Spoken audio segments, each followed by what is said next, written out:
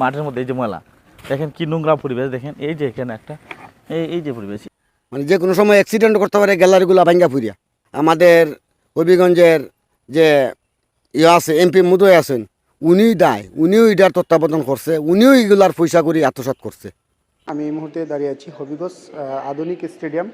আমি এই মুহূর্তে যে উপরের অংশটিতে দাঁড়িয়ে রয়েছি, আমার এইদিকে দেখছেন আপনারা, যেখানে কিন্তু যে দর্শনার্থী যেখানে বসে আসলে খেলা উপভোগ করবে, এটি কিন্তু আমার এইখান থেকে কিন্তু দেখা যাচ্ছে। এখানে আমরা দেখতে পাচ্ছি যে এটা কিন্তু পাট পাট করে রাখা হয়েছে এবং প্রতিটা পাটেই কিন্তু আলাদা করে রং করা হয়েছে এবং চতুর্দিকে কিন্তু বসার এবং সুব্যবস্থা রয়েছে। আমরা আরেকটি বিষয় লক্ষ্য করলাম যে এখানে কিন্তু আমরা জানি যে বিভিন্ন স্টেডিয়ামে কিন্তু ঘাস লাগানো হয়, কিন্তু এখানে আমরা দেখতে পাচ্ছি যে ঘাস কিন্তু কেটে নিয়ে যাচ্ছে, এমনও বিষয় আমরা